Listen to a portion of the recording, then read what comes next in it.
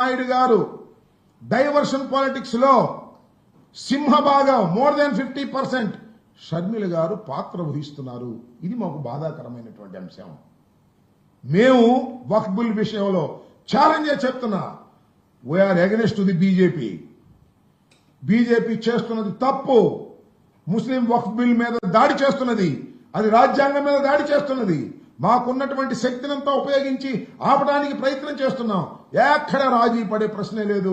మాకు అసలు ద్వంద్వ వైఖరి అనేది ఉండదు. స్ట్రైట్ గా ఉండమే తప్ప ఒకటి లేనే లేదు. విప్పు జారీ చేశాం. సుబ్బారెడ్డి గారు మాట్లాడారు. ఎక్కడ మాట్లాడారంటే చంద్రబాబు నాయుడు గారు మాట్లాడుతున్నారా మైనారిటీస్ కోసం మాట్లాడుతున్నది వైఎస్ జగన్మోహన్ రెడ్డి గారు, వైఎస్ఆర్ కాంగ్రెస్ పార్టీ తప్ప మరొకరు లేరనేది కూడా ఈ సందర్భంగా నేను చెప్పదలుచుకున్నా. కాంగ్రెస్ పార్టీ మాట్లాడుతుంటే కాంగ్రెస్ పార్టీ ఎందుకు మాట్లాడుతుంది? జగన్మోహన్ రెడ్డి గారిని ఎట్లా ఇబ్బంది పెట్టాలి, ఇదేగా షర్మిలమ్మ గారి యొక్క స్ట్రాటజీ. జగన్మోహన్ రెడ్డి గారిని ఎలా ఇబ్బంది పెట్టాలి అనేది. ఇవాళ పోలవరం గురించి నాకన్నా ముందే మాట్లాడొచ్చు. నాకన్నా ముందు మాట్లాడితే నాకు ఎక్కువ వర్కలు చేస్తారని నాకు అర్థం కాదా. ఉన్న విషయం చెప్తున్నా కదా నేను. ఇవాళ నేను చెప్తున్నా, ఇవాళ కాదు నేను చెప్పింది. ఇలాంటి ప్రెస్ మీట్లో అనేక సందర్భాల్లో చెప్పా. 41.15K చంద్రబాబు నాయుడు గారు అంగీకరించేశారు. శ్రీమద్ రమారమణ గోవిందో శటకోపం పెట్టేశాడు.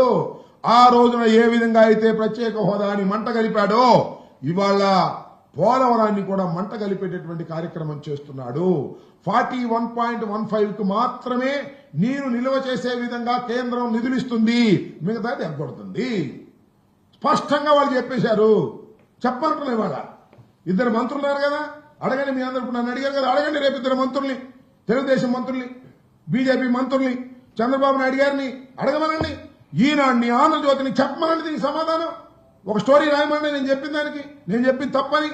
41.15కు మాత్రమే పోలవరాన్ని కట్టడి చేసి 25,000 కోట్ల నుంచి 30,000 కోట్ల వరకు LA&RR ఇవ్వాల్సినటువంటి బాధ్యత నుంచి కేంద్ర ప్రభుత్వం తప్పుకుపోతుంది.